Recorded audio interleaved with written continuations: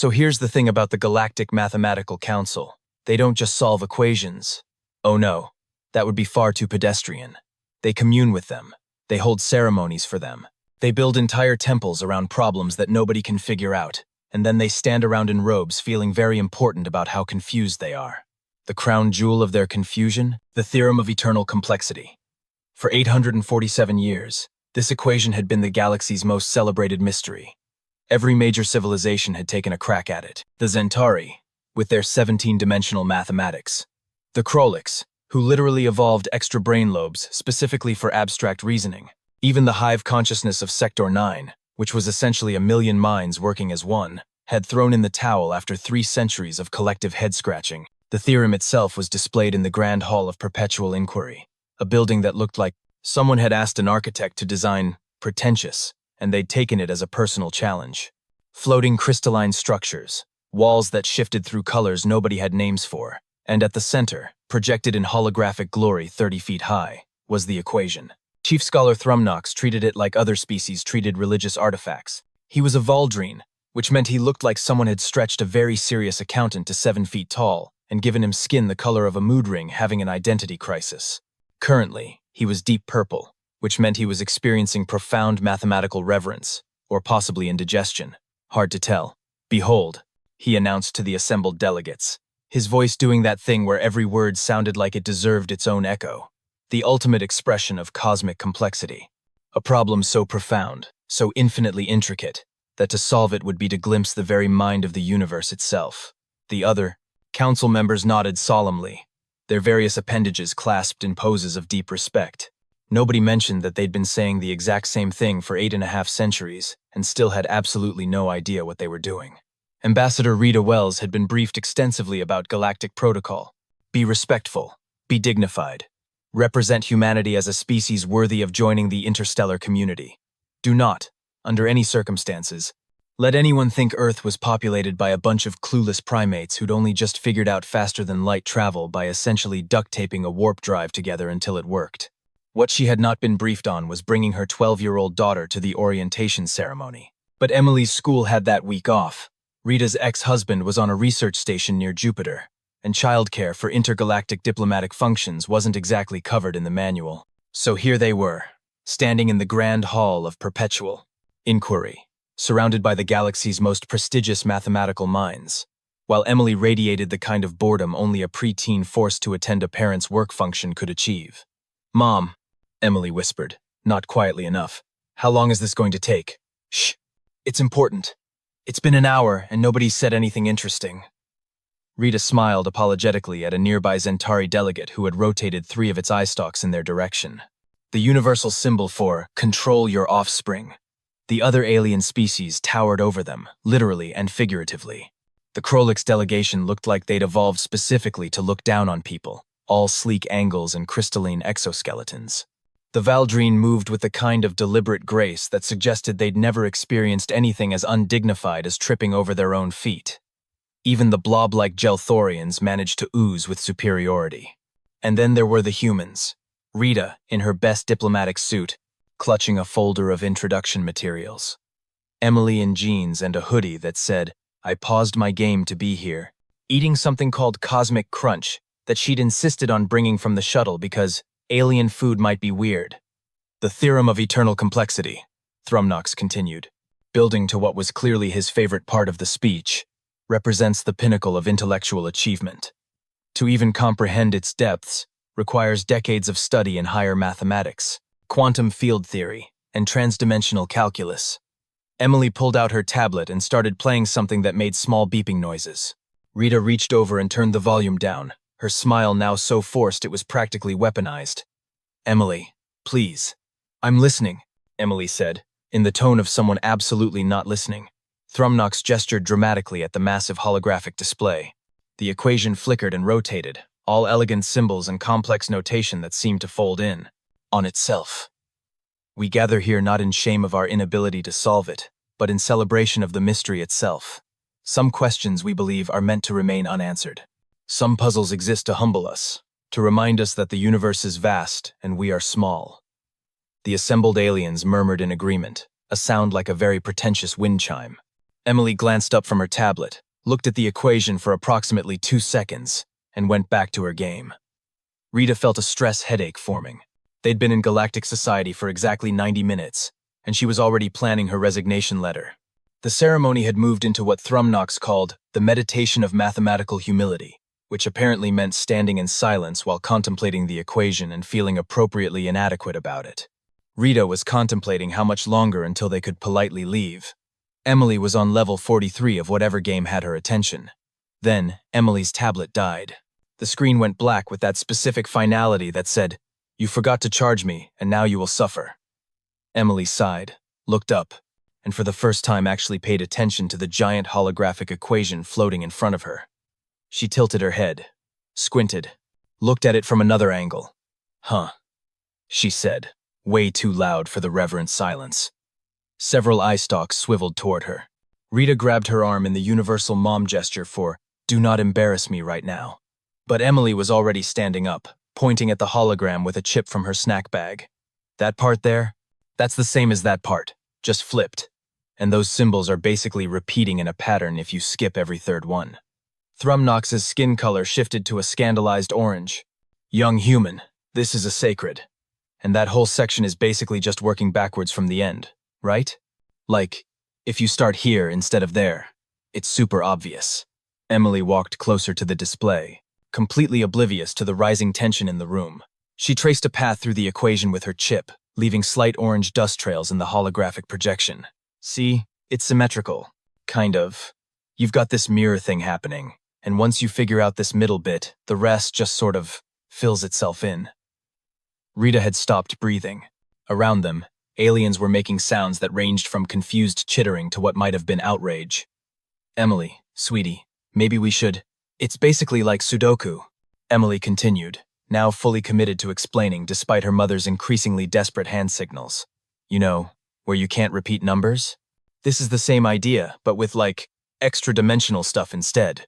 And these symbols here are basically prime factors, so you just need to find which ones multiply to this value without using the same one twice." She crunched another chip thoughtfully. "Actually, it's more like that puzzle in Zelda where you have to rotate the pillars in the right order. The water temple one? That was harder than this, honestly." Thrumnox had progressed from orange to a color that probably didn't have a name in any human language. "This is, you cannot simply, 8 centuries of the galaxy's finest minds have—" "Oh, wait, I see the trick part." Emily pointed to a section near the bottom. "Emily, that looks all complicated, but it's actually just describing the solution to the top part in a different notation. It's like when a word problem tells you the answer, but in a sneaky way. So if you just substitute this for that, and carry this over here, then..." She traced the pattern again. "Yeah, the answer is basically 17.3 to 3 repeating, but expressed as this whole sequence thing." She turned around, saw everyone staring at her, and suddenly remembered she was supposed to be on her best behavior. Sorry?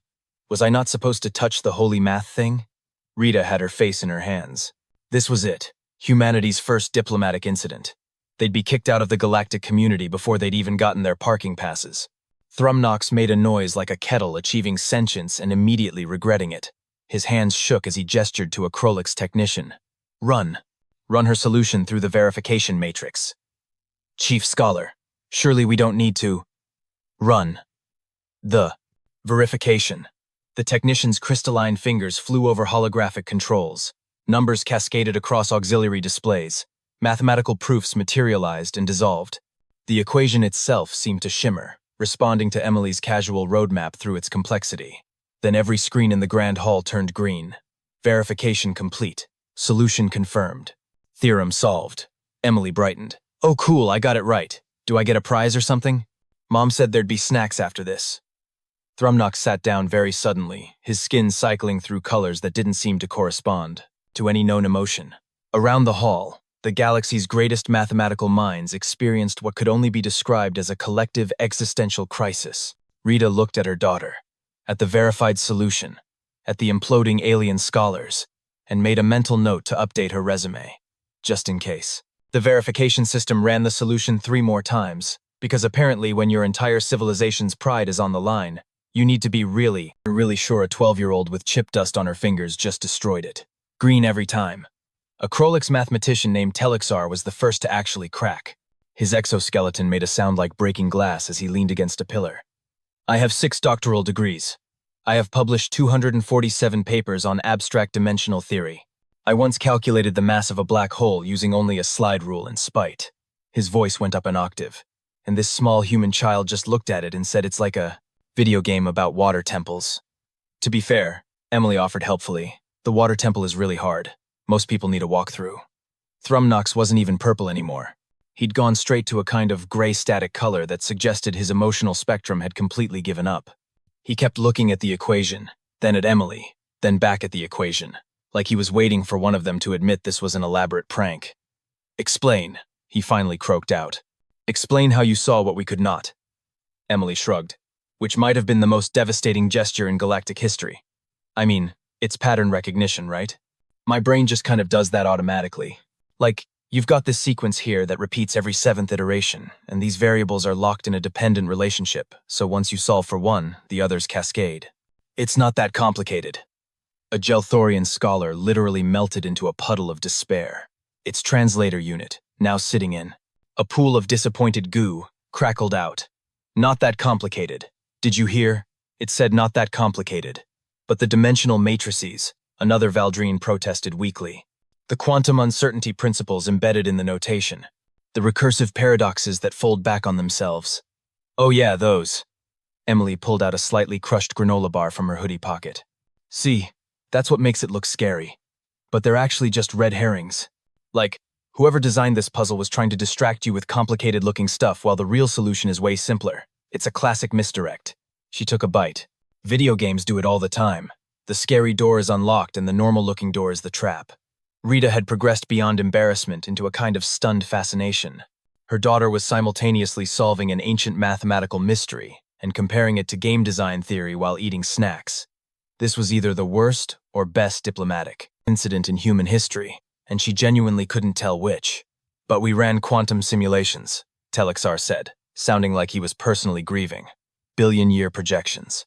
Hive mind computational matrices. Well, yeah, that's the problem. Emily gestured with her granola bar. You were thinking too hard.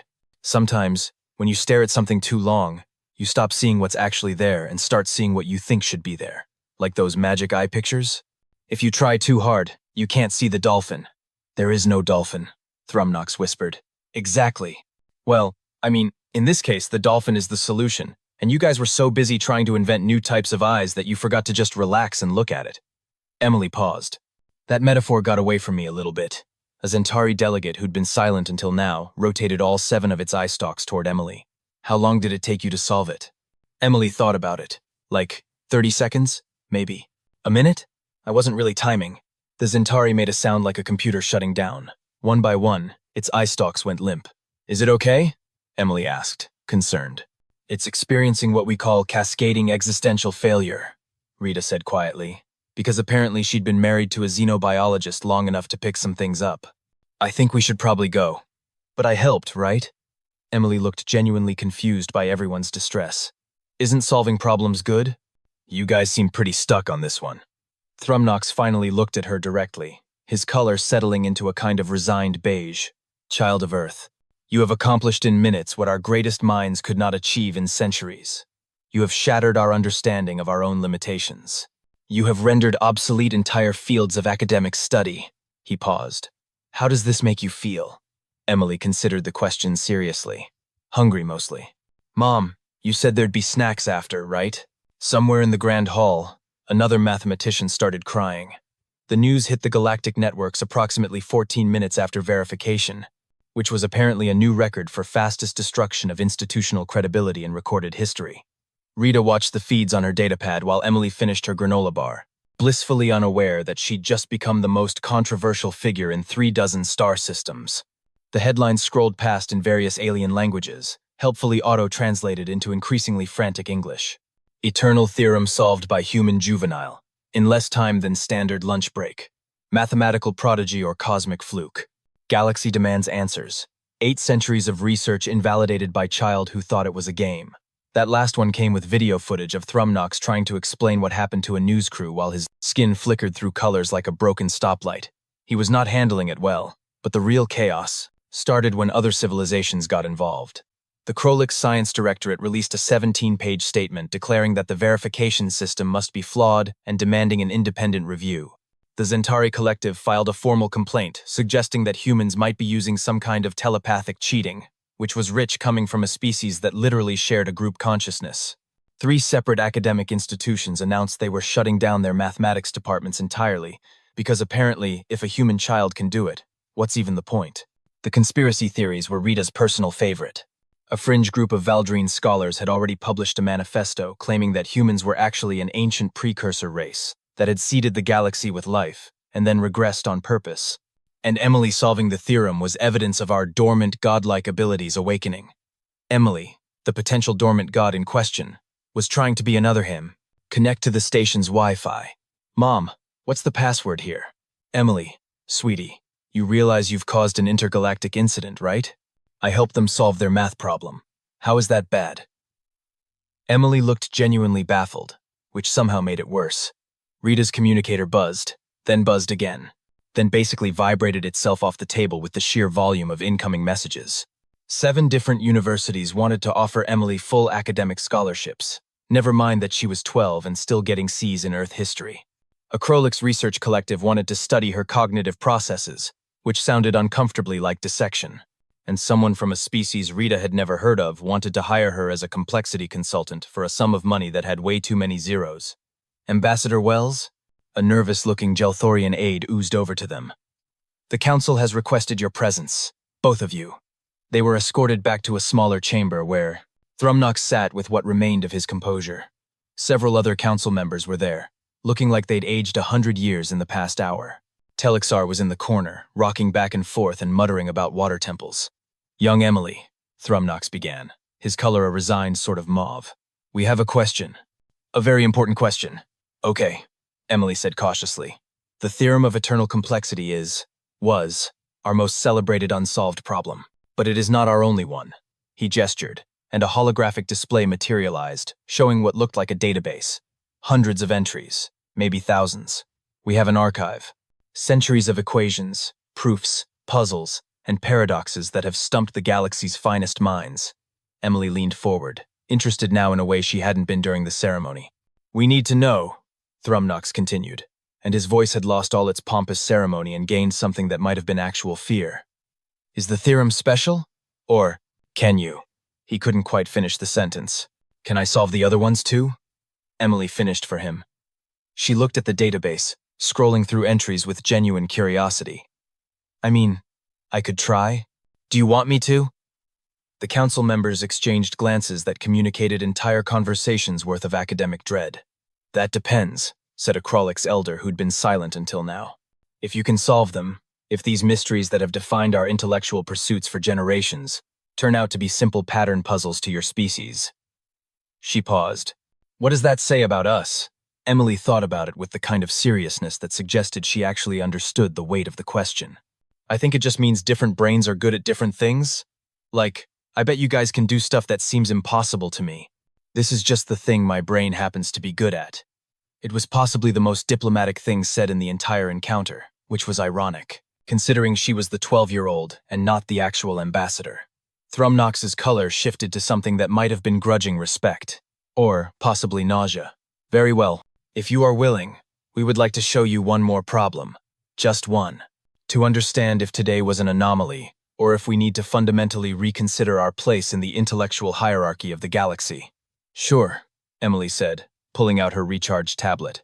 But after this, can we please get food? I'm starving. Rita squeezed her daughter's shoulder, pride and terror mixing in equal measure.